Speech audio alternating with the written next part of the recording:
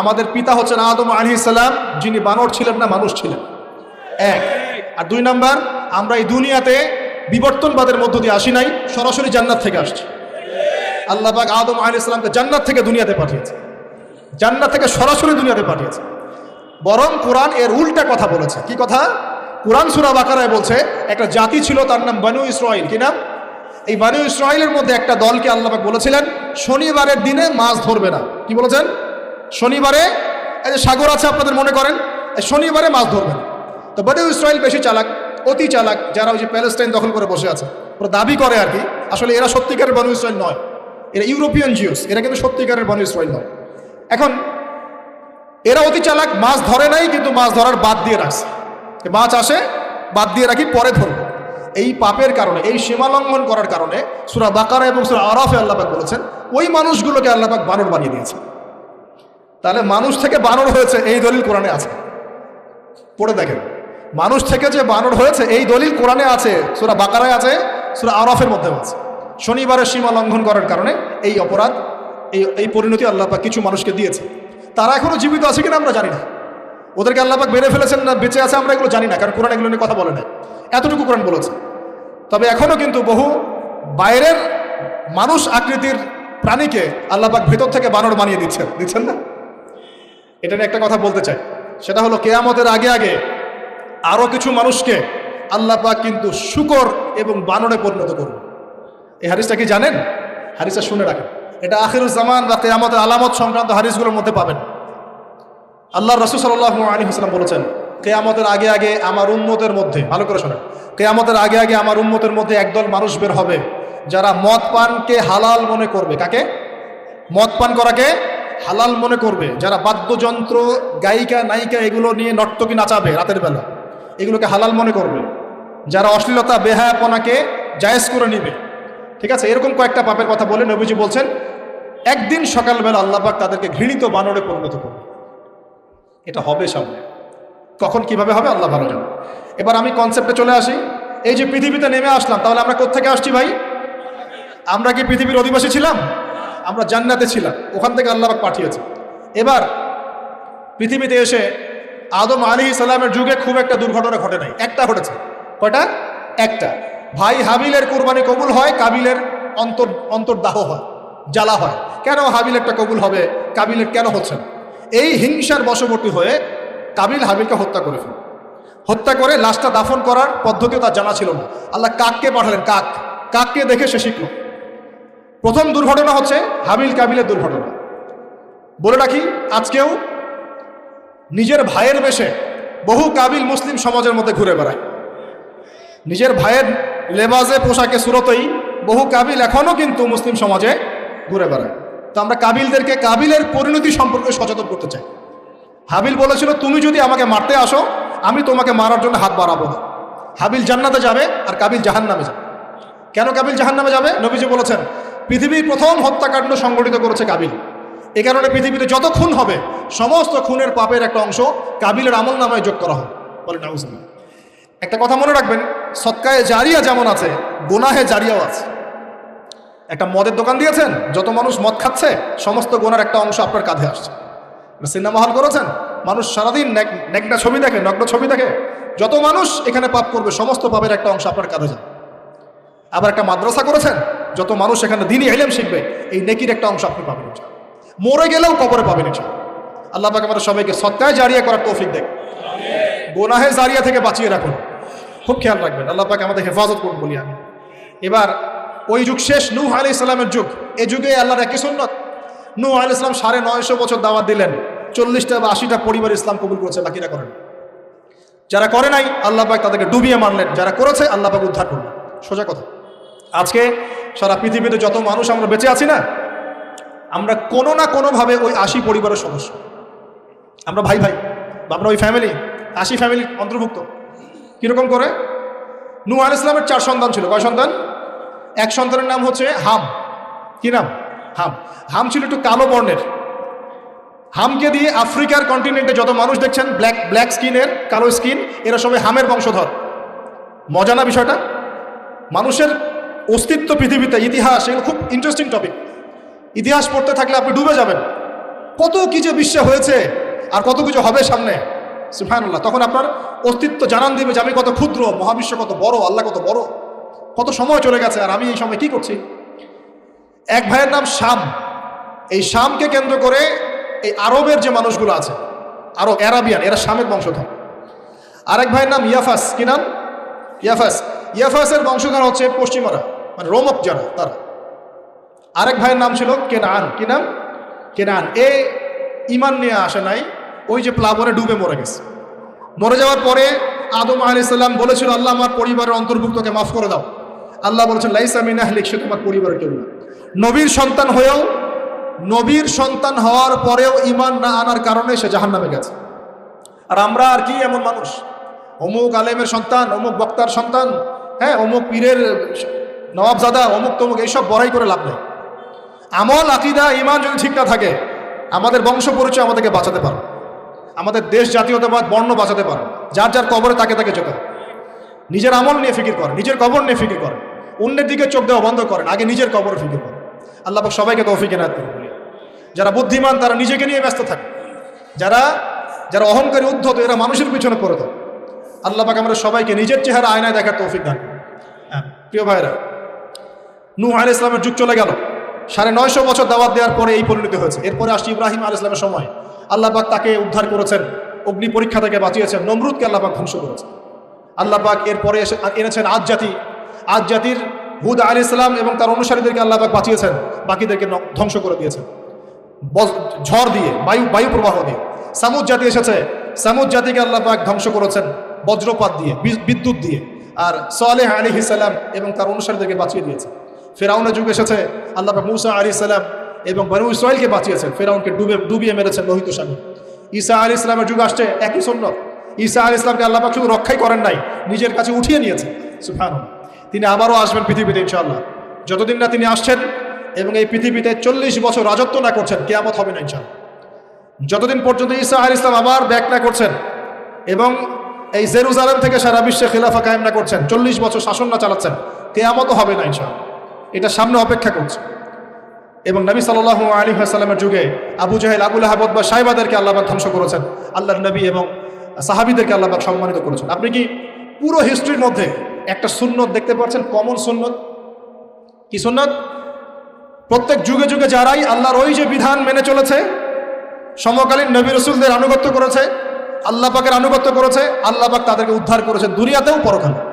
প্রত্যেক যুগে যুগে যারাই আল্লাহকে মানে নাই, রাসূলকে মানে নাই, আল্লাহর আসমানি কিতাবকে মানে নাই, বিরুদ্ধাচরণ করেছে, কুফরি করেছে, শিরক করেছে, আল্লাহ পাক সবাইকে ধ্বংস করে দিয়েছেন, কারো কোনো পরোয়া করে। এই সিলসিলা আজও অব্যাহত আছে, আগামীতেও থাকবে ইনশাআল্লাহ। এখন আমরা যারা এখন বেঁচে আছি, আমরা নবী সাল্লাল্লাহু আলাইহি ওয়াসাল্লামের ইন্তেকালের প্রায় 1450 বছর পরের মানুষ।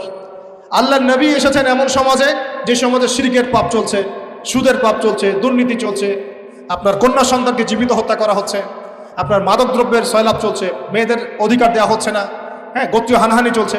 ওই সমাজটাকে তিনি 23 বছরের মধ্যে পাল্টে ফেললেন। কত বছর? 23 বছর। কিভাবে পাল্টালেন? উত্তর, তিনি প্রথমে জ্ঞানের চর্চা করেছেন। কিসের চর্চা? জ্ঞানের। আল্লাহ পাক প্রথম ওহী নাযিল করেছেন, ইকরা বিসমি রাব্বিকাল্লাযী খালাক, পড়ুন আপনার রবের নামে যিনি আপনাকে সৃষ্টি করেছেন। নবী সাল্লাল্লাহু আলাইহি ওয়াসাল্লাম সাহাবীগণ কোরআনের 6টা হক আদায় করেছেন। কয়টা হক? 6টা। তারা কোরআন পড়া শিখেছেন। আমরা সবাই কোরআন পড়া শিখবো তো ইনশাআল্লাহ? তারা কোরআনের অর্থ শিখেছেন। আমরা কোরআনের অর্থ শিখবো তো ইনশাআল্লাহ? তারা কোরআনের আদেশগুলো মেনেছেন। আমরা কোরআনের সব আদেশ মানব তো ইনশাআল্লাহ? তারা কোরআনের সমস্ত নিষেধগুলোও বর্জন করেছেন। আমরা নিষেধ বর্জন করবো তো ইনশাআল্লাহ? তারা কোরআনের দাওয়াত মানুষের কাছে পৌঁছে দিয়েছেন। আমরা কোরআনের দাওয়াত দিব তো ইনশাআল্লাহ? এবং 6 নাম্বার, তারা কোরআনের বিধানগুলোকে বাস্তবায়ন করেছেন। আমরাও বাস্তবায়নের চেষ্টা করবো তো ইনশাআল্লাহ? এই 6টা হক আদায়ের ফলে 23 বছরের ব্যবধানে জাহেলি মক্কা একদম সোনালী মক্কায় পরিণত হয়েছে।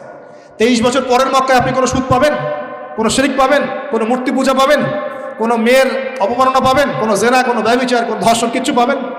23 বছর পরের মক্কায় কোনো পাপ পাবেন না। কিভাবে সমাজ পরিবর্তন হলো? এই কোরআনের হক আদায়ের মধ্য দিয়ে হয়েছে, নবী সুন্নাত প্রতিষ্ঠার মধ্য দিয়ে হয়েছে। এরপর কি থেমে গিয়েছিল? উত্তর, না। এরপর আবু বকর সিদ্দিকের যুগ এসেছে, প্রায় 2 থেকে 2.5 বছর তিনি শাসন কার্য চালিয়েছেন। ওই যুগে কি মানুষ আবার খারাপ হয়ে গিয়েছিল? উত্তর, না। বরং ইসলাম আরও বেগবান হয়েছে আলহামদুলিল্লাহ। এরপর এসেছে ওমর রাদিয়াল্লাহু আনহুর যুগ। কত বছর? প্রায় 10 বছর। কত বছর? 10 বছর। এই 10 বছরে কি মুসলিমরা আবার খারাপ হয়ে গিয়েছিল? উমর রাদিয়াল্লাহু আনহুর কোর্টের মধ্যে কি প্রতিদিন কেস আসতো? সারা বছরে একটা কেসও আসতো না। মানুষ এত ভালো ছিল, সারা বছরে একটা কেসও আসতো না। বরং যারা রাষ্ট্রীয় পর্যায়ে দায়িত্বশীল ছিল তারা এসে বলতো যে আমাদের ভাতাগুলো বন্ধ করে দেন, বসে বসে বেতন নিব কেন, কোনো তো কেসই আসে না, বসে থাকবো কেন। এরকম সমাজ ছিল।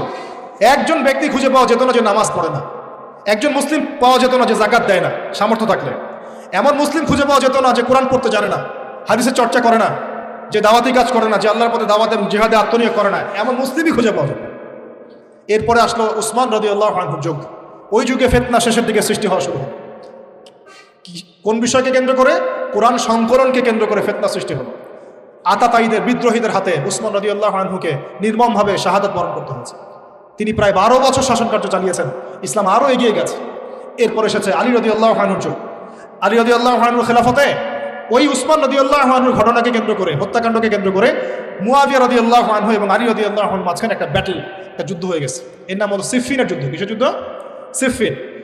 যাই হোক, এক পর্যায়ে আলী রাদিয়াল্লাহু আনহুকে এরকম বিদ্রোহীদের হাতে, খারেজিদের হাতে শহীদ হতে হয়। বলেন ইন্না লিল্লাহি ওয়া ইন্না ইলাইহি রাজিউন। তারপরে হাসান রাদিয়াল্লাহু আনহু অল্প কয়েকদিন শাসন কার্য চালান। তারপর উম্মার ঐক্যের খাতিরে তিনি তার শাসন কার্যের ভারটাকে মুয়াবিয়া রাদিয়াল্লাহু আনহুর হাতে সুপুর্দ করে দেন, যা ছেড়ে দিলেন। মুয়াবিয়া রাদিয়াল্লাহু আনহুর সময় থেকে উমাইয়াদের শাসন শুরু হয়। উমাইয়ারা শাসন করেছে প্রায় 132 হিজরি পর্যন্ত। কত হিজরি? 132 হিজরি পর্যন্ত, প্রায় 92 ইয়ার্স, 92 বছর তারা শাসন করেছে। এই সময় ইসলাম আরও এগিয়ে গেছে, পিছিয়ে যায় নাই। ফিতনা এসেছে, দমন করা হয়েছে। মুসলিমরা বীর দর্পে বিশ্বের বুকে শাসন কার্য চালিয়েছে। এরপর এসেছে আব্বাসীয়দের খেলাফত। জাব নদীর যুদ্ধে উমাইয়াদের পরাজয়ের পরে আব্বাসীয়রা ক্ষমতায় আসে। তারাও ইসলামকে এগিয়ে নেওয়ার চেষ্টা করছিল, ইসলাম এগিয়ে যাচ্ছিল, জ্ঞান বিজ্ঞানের প্রসার হচ্ছিল। আলহামদুলিল্লাহ, ইসলাম পিছিয়ে যায় নাই, মুসলিমরা পিছিয়ে যায় নাই, সারা বিশ্বে দাপটের সাথে আমরা চলেছি। তারপর আস্তে আস্তে ওই আব্বাসীয়দের পতন শুরু হলো। কাদের হাতে? এই তাতারিদের হাতে, মঙ্গোলিয়ানদের। মাত্র 40 দিনের ব্যবধানে পুরো বাগদাদের মধ্যে প্রায় 20 থেকে 25 লক্ষ মানুষকে হত্যা করা হয়েছে। বাইতুল হিকমা ধ্বংস করে দেওয়া হয়েছে, লাইব্রেরি ধ্বংস করে দেওয়া হয়েছে, বইপত্রকে নদীতে ফেলে দেওয়া হয়েছে। তারা ছিল উগ্র জাতি। মঙ্গোলিয়ানদের নাম শোনে নাই? হালাকু খান নাম শুনেছেন? চেঙ্গিস খান, হালাকু খান নাম শোনে নাই? ওদের হাতে মুসলিমদের ব্যাপক দমন পীড়ন সহ্য করতে হয়েছে। এভাবে যুগে যুগে তারপর ক্রুসেডাররা আসছে। ক্রুসেড, 1টা 2টা 3টা ক্রুসেড হচ্ছে। আস্তে আস্তে উসমানীয়দের রাইজিং হয়েছে, ফাতেমি খেলাফত এসেছে, মামলুকদের শাসন এসেছে, এদিকে মোগলরা শাসন করেছে, কর্ডোভার দিকে আব্দুর রহমান তারা শাসন করেছে। মানে এক কথায় সারা বিশ্বে মুসলিম শাসন ছিল। অটোমান এম্পায়ার 1923 এই সময়ের দিকে, 1914 থেকে 1923 এই সময় পর্যন্ত অটোমান এম্পায়ার এই বিশ্বে ছিল। তারপর প্রথম বিশ্বযুদ্ধে যখন তারা রাশিয়ার পক্ষ নেয়, এরপরে ব্রিটেন যখন জয়লাভ করে, এই সময় থেকে মুসলিমদের ডমিনেটেড হওয়ার সময়টা শুরু হয়েছে। তারপরে মুসলিমরা আস্তে আস্তে রাষ্ট্র ভাগ করে ফেলেছে। প্রত্যেক রাষ্ট্র টুকরা টুকরা হয়ে গেছে, ইউনিটি নষ্ট হয়ে গেছে, রাষ্ট্রের ভিতরে বিভিন্ন ফাসাদ তৈরি করে দেওয়া হয়েছে, মুসলিমদের ঐক্য ভেঙে গেছে, ইকোনমি দুর্বল হচ্ছে। সব মিলিয়ে আজকে মুসলিমদের আজকে এই অবস্থা হচ্ছে। আমাদের এখন যুবকরা চিনে না আল্লাহকে, নামাজ পড়তে মানুষ খুঁজে পাওয়া যাচ্ছে না, জাকাত দেওয়ার মানুষ পাওয়া যায় না। রমজান মাসে পার্ট টাইম রোজা রাখে, পার্ট টাইম তারাবি পড়ে, পার্ট টাইম জুমায় আসে, পার্ট টাইম ঈদে নামাজ পড়ে। প্রজন্ম আস্তে আস্তে এই জায়গায় চলে আসছে। আল্লাহকে চিনে না, রাসূলকে চিনে না, ইসলামের হিস্ট্রি জানে না, আমাদের শেকড় জানে না। এমনি এমনি হয়নি, লাস্ট 100 বছরে এই জায়গায় আমরা আসছি। লাস্ট 100 বছর হিস্ট্রি ভালো করে পড়ে দেখবেন, বলার সময় নাই এখানে। লাস্ট 100 বছর হিস্ট্রি পড়ে দেখবেন, যে জায়গায় আমরা ছিলাম সেখান থেকে একদম তলানিতে নেমে চলে আসছে। এখন প্রশ্ন হচ্ছে, এই অবস্থায় কি চিরস্থায়ী থাকবো, নাকি এখান থেকে আমরা সামনে যাব? সামনে যে এমনি এমনি যাওয়া হবে না এটা নিশ্চিত। সামনে যাওয়ার জন্য কিছু কাজ এবং ক্রাইটেরিয়া মেনটেন করতে হবে। আমরা জানি এরপরে আসবে ইমামুল মাহদির শাসন, তারপরে আসবে নবী ঈসা আলাইহিস সালামের শাসন, তারপরে দাজ্জালকে মেরে ফেলা হবে। আর দাজ্জালকে মেরে ফেলার আগে দাজ্জাল তার অনুসারীদেরকে নিয়ে বিশ্ব শাসন করবে 40 বছর। সরি, 40 বছর না, 40 দিন। 40 দিন। প্রথম দিন হবে 1 বছরের সমান, দ্বিতীয় দিন হচ্ছে 1 মাস, তৃতীয় দিন 1 সপ্তাহের সমান। তারপরে দিনগুলো আমাদের দিনের মতোই। এরপর ঈসা আলাইহিস সালামের আগমনের মধ্য দিয়ে তার ধ্বংস হবে। এরপর ইয়াজুজ আর মাজুজ বের হবে। ইয়াজুজ আর মাজুজ খুব হিংস্র হবে, তাদেরকে হত্যা করার ক্ষমতা মুসলিমদের থাকবে না। মুসলিমরা তুর পাহাড়ে আশ্রয় নেবে। আল্লাহ পাকের গজবে তাদের ঘাড়ের মধ্যে একটা ভাইরাস জন্ম নেবে, এতে তারা মারা যাবে। বড় বড় নখরওয়ালা প্রাণী আল্লাহ পাঠাবেন, পাখি, এরা এসে এদেরকে উঠিয়ে উঠিয়ে কোনো জায়গায় ফেলে দিবে, মহাবিশ্বের কোনো এক জায়গায় এনে ফেলে দেবে। তারপর আল্লাহ পাক বৃষ্টি বর্ষণ করবেন, প্রচুর বৃষ্টি বর্ষিত হবে এবং বিশ্বের এই জমিনটা উর্বর হবে। তখন একটা ডালিম দেখেছেন ডালিম? একটা ডালিম একটা পরিবার খাবে। একটা ডালিমের খোসার মধ্যে একটা পরিবার আশ্রয় নিতে পারবে, এত বড় বড় ফসল হবে। 40 বছর ঈসা আলাইহিস সালাম এই বিশ্বকে শাসন করবে ন্যায়ের ভিত্তিতে, আদালতের ভিত্তিতে। ঘাটে মহিষে এক ঘাটে পানি খাবে, বাঘে মহিষে এক ঘাটে পানি খাবে, কেউ কারো উপর জুলুম করবে না। এরপর তার বিয়ে শাদী হবে, সন্তান হবে এবং তার ইন্তেকালও হবে স্বাভাবিকভাবে, এবং তাকে দাফন করা হবে নবী মুহাম্মদ সাল্লাল্লাহু আলাইহি ওয়াসাল্লামের কবরের পাশে, রওজার পাশে। এরপরে মানুষ আবার খারাপ হওয়া শুরু করবে, এতটা খারাপ হবে যে মানুষ রাস্তার মোড়ে মোড়ে জেনা ব্যভিচারে লিপ্ত হবে, কুকুর শিয়ালের মতো। এই অবস্থায় পশ্চিম দিক থেকে সূর্য উঠবে এবং ব্যবসায়ী ব্যবসা করতে বসেছে, কাপড় খুলেছে, এই কাপড় গুটিয়ে নেওয়ার আগে কিয়ামত হয়ে যাবে। একজন ব্যক্তি পানির বোতল খুলেছে, পানি মুখে দেওয়ার আগেই কিয়ামত হয়ে যাবে। একজন ব্যক্তি বাসা থেকে বের হয়েছে, বাসায় ফেরত যাওয়ার আগে কিয়ামত হয়ে যাবে। উটকে পানি পান করানোর আগে কিয়ামত হয়ে যাবে। ওই সময় তওবার দরজা বন্ধ হয়ে যাবে। এই ইসরাফিল আলাইহিস সালাম সিংহায় ফুঁক দিয়ে দিবেন, মহাবিশ্ব ধ্বংস হয়ে যাবে। আল্লাহ পাক দ্বিতীয় ফুৎকারের মধ্য দিয়ে আবার সবাইকে উঠাবেন এবং এই দুনিয়ার জীবনে আমরা যে কাজগুলো করেছি এর হিসাব আমাদেরকে দিতে হবে। সেদিন যদি আমরা আল্লাহর কাছে প্রত্যেকটা কাজের হিসাব দিতে পারি, কোরআন সুন্নাহর উপর থাকতে পারি, আল্লাহর বিধিবিধান মেনে চলতে পারি, এই কারাগারের জীবনে আল্লাহর বিধান মেনে চলতে পারি, ইনশাআল্লাহ যে জান্নাত থেকে আসছি আবার সেখানে ফিরে যাবো। আর যদি ওই দিন আমরা হিসাব দিতে ব্যর্থ হই, আল্লাহ না করুক, তাহলে ওই ইবলিসের সাথে, তার অনুসারীদের সাথে আমাদের সবাইকে জাহান্নামে থাকতে হবে বলে নাউজ। এভাবে হিস্ট্রি শুরু হয়েছে, হিস্ট্রি শেষ হবে। এই দুনিয়া চিরস্থায়ী হবে না, আর আমাদের অবস্থা এমন থাকবে না।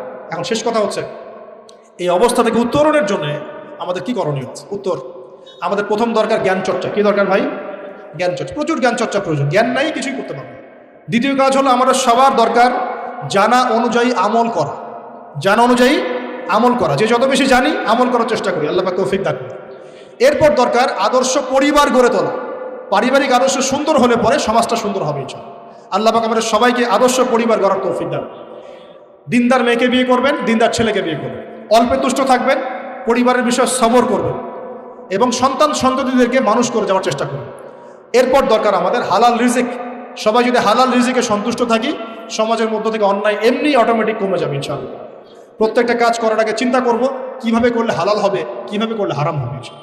এরপর দরকার নবী সাল্লাল্লাহু আলাইহি ওয়াসাল্লামের সুন্নাহ মাফিক জীবন গড়া। 24 ঘন্টার দিন রাতে যে কাজগুলো আছে, এই কাজগুলোকে নবীর সুন্নত অনুযায়ী করার চেষ্টা করব, আল্লাহ পাক তৌফিক দান করুন। আরও দরকার আমর বিল মারুফের কাজ করা, মানে সৎ কাজে আদেশ করা। আমাদের সবাইকেই দাওয়াতি কাজ করতে হবে। একজন দুজন করবে, বাকিরা করবে না এমন নয়, সবাইকেই পার্ট টাইম হলেও দাওয়াতি কাজ করতে হবে। নামাজ আপনি পড়ছেন, নামাজের দাওয়াত দেন। আপনি যাকাত দিচ্ছেন, যাকাতের দাওয়াত দেন। আপনি রমজান মাসে রোজা রাখছেন, অন্য ভাইকেও রোজা রাখতে উৎসাহিত করেন। আপনি সুদ খাচ্ছেন না, অন্য ভাইকেও নিষেধ করেন, ভাই আপনিও খায়েন। আমি যা করি সেটা আপনি অবশ্যই প্রচার করবেন, আপনি যা করেন সেটা আপনি প্রচার করবেন, যা করেন না সেটা বলতে যাওয়ার দরকার নেই। তবে হ্যাঁ, আমলের কথা আপনি বলতেই পারেন। যদি আপনি তাহাজ্জুদ নিয়মিত পড়তে নাও পারেন, মানুষকে আপনি বলতে পারবেন তাহাজ্জুদে নামাজ পড়েন, তাহাজ্জুদ নামাজ পড়া ভালো। ইনশাআল্লাহ আস্তে আস্তে আপনি নিজেও আমল করার চেষ্টা করবেন, আল্লাহ পাক তৌফিক দান। আমর বিল মারুফ, সৎ কাজে আদেশ করতে হবে। আরেকটা হচ্ছে অসৎ কাজে নিষেধ করতে হবে। সৎ কাজে শুধু আদেশ করলেই হয় না, অসৎ কাজেও কি করতে হয়? নিষেধ করতে হয়। মনে রাখবেন, শুধু সৎ কাজে আদেশ করলেই জীবনেও কোনোদিন আপনার উপর কোনো বালা মুসিবত, বিপদ আপদ, গালি তহমত আসবে না। যখন আপনি সৎ কাজে আদেশের সাথে সাথে অসৎ কাজেও নিষেধ করা শুরু করবেন, তখন চতুর্দিক থেকে আপনার উপরে বাধা আসা শুরু হবে। এটাই সুন্নত। তবে এটা নবীর সুন্নত। আল্লাহ পাক বলছেন, কুনতুম খায়রা উম্মাহ উখরিজাত লিন-নাস তা'মুরুনা বিল মা'রুফ ওয়া তানহাউনা আনিল মুনকার ওয়া তু'মিনুনা বিল্লাহ। আর আমাদের দায়িত্ব হচ্ছে পরবর্তী প্রজন্মকে মানুষ করে যাওয়া, নিজেদের জানমাল সময় শ্রম দিয়ে আল্লাহর জমিনে আল্লাহর দিনটাকে প্রচার করা, প্রতিষ্ঠার চেষ্টা করা এবং চরমপন্থী না হওয়া, আবার গোলালু মার্কা শৈথিলতাবাদীও না হওয়া, মধ্যমপন্থী থাকা, নিজের দায়িত্ব পালন করা, অন্যকে দিনের দিকে ডাকা। আমাদের ঊর্ধ্বতন কর্তৃপক্ষ যারা থাকবে সবার সামনে ইসলামটাকে যুগোপযোগীভাবে সত্য মিথ্যাকে স্পষ্ট করে দিয়ে উপস্থাপন করে। তারা যদি কবুল করে আলহামদুলিল্লাহ, যদি নাও করে তাদের দায়িত্ব তাদের, আমাদের দায়িত্ব আমাদের। That's all. আল্লাহ রাব্বুল আলামিন আমাদের সবাইকে কুরআন সুন্নাহ মাফিক জীবন করার তৌফিক দান করুন, বলি আমিন। আমাদের সবাইকে আল্লাহ পাক পুরো ওয়ার্ল্ড হিস্ট্রি পড়ার তৌফিক দান করুন, কোরআনের জ্ঞানী হওয়ার তৌফিক দেখ, এর অর্থ বোঝার তৌফিক দান করুন, নবীর সুন্নাহ মাফিক জীবন করার তৌফিক দান করুন, হালাল খাওয়ার তৌফিক দেখ, আদর্শ পরিবার গড়ার তৌফিক দান করুন এবং দিন ইসলামকে বিজয়ী করার জন্য আমাদের জানমাল সময় শ্রম ব্যয় করে আল্লাহর পথে কাজ করার তৌফিক এনায়েত করুন। সকলেই বলে আমিন। আকুলু কওলি হাযা আস্তাগফিরুল্লাহ লি ওয়া লাকুম ওয়া লিসাইরিল মুসলিমিন।